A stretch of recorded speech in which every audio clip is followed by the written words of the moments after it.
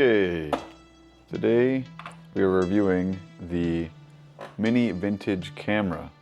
Found on Instagram a lot, actually. In the past couple of weeks, it's been plaguing my feed, and I finally, pulled the trigger and got one for myself. The claim on this camera is that it films vintage automatically without using any filters. You know, they have all these ads about what the camera can do. It looked pretty cool. There was some sort of discount going on. I think regularly this thing is like $40, but honestly it looked pretty cheap, so I waited until the discount came, and it did, so I got mine for a little bit less. But to be honest, I'm extremely impressed with this little piece of cheap tech. Now there's a few different features and functions of this camera. Actually, and by a few I mean two. It takes photos and it takes videos. And you can see that when you turn it on. You see this little charming little hello pops up. And to get a photo, it's already in photo mode. Now there's another part of this camera I did not expect, but I thought it was pretty funny. So if this is down, it won't flash. I just took a picture. And if this is up, it gives a little flash while it takes the picture. I thought that was pretty cool. It does the same thing for video. If you hit this plus button right here, you can see that the light comes on for video, but I don't usually use it, and I think it uses a lot of battery too. Is there an indicator on there? So it's recording right now. Another nifty feature of this is it actually came with an extra battery.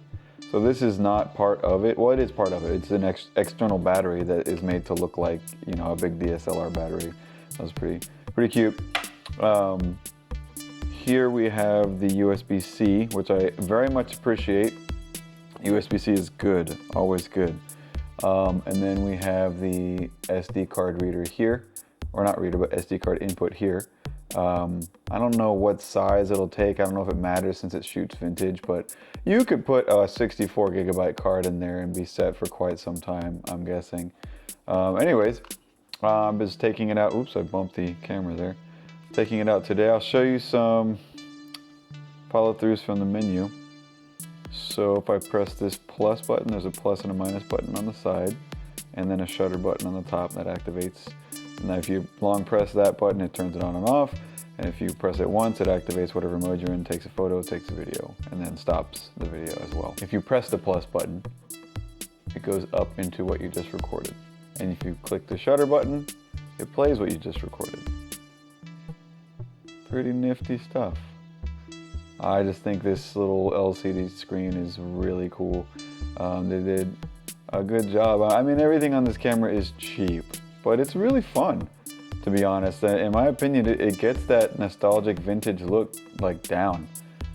Anyways, yeah, it does a pretty good job. I'm impressed so far. It also records audio. The funny thing is, this camera records audio just how you think it would. Not very good. But that's the whole part of the gimmick of this camera, is it's supposed to shoot in a seemingly lower quality format to mimic that of older camcorders and stuff. And honestly, it's like, why don't you just go buy an older camcorder? And I could probably get one for 20 bucks. But the big thing for me is this thing is so small that I can put it anywhere. And I can put it easily in my pocket, obviously, and just kind of have it ready to go. I've already shot a couple of videos in my office, and it's been amazing so far. By amazing, I mean amazingly accurate to what they say it's going to do. So I wouldn't say that you would get scammed if you bought this. You're gonna get what you paid for if you read the advertisement, and the videos that they have in their ads are pretty spot on. I think that this is altogether a pretty good buy, a pretty good purchase if you have the extra money and are just looking for some new cool piece of tech, which I usually am, that doesn't really break the bank, and provides you, an interesting new way to capture things in ways that you haven't before, then I'd recommend this. I think it's fun. I think that it was worth it, and I look forward to making a bunch of videos for, simple reels, maybe put a nostalgic song in the background.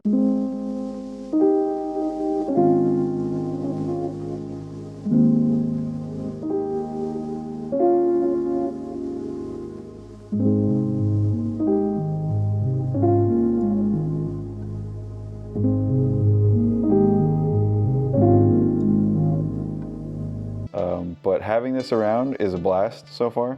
I haven't really had any problems with it yet, but I will keep you posted if anything happens that is less than desirable with this. I will edit the description and add that to it, but so far it's been fun. For anyone who is concerned about how this hooks up to a computer, how it charges, like I said, it's USB-C. If you take this off, it comes with a cable, as you can see here. Oops. And you can connect it directly to your computer and it'll read the image from there. Now it's pretty simple. The computer will recognize it and will start opening the folder. It's pretty easy to play the movies. It records in like a .mov, I believe. I have imported these into DaVinci and Final Cut with no hassle at all. Didn't have to convert it. Whether or not that imports into Premiere, I don't know. I don't use Premiere anymore and I refuse.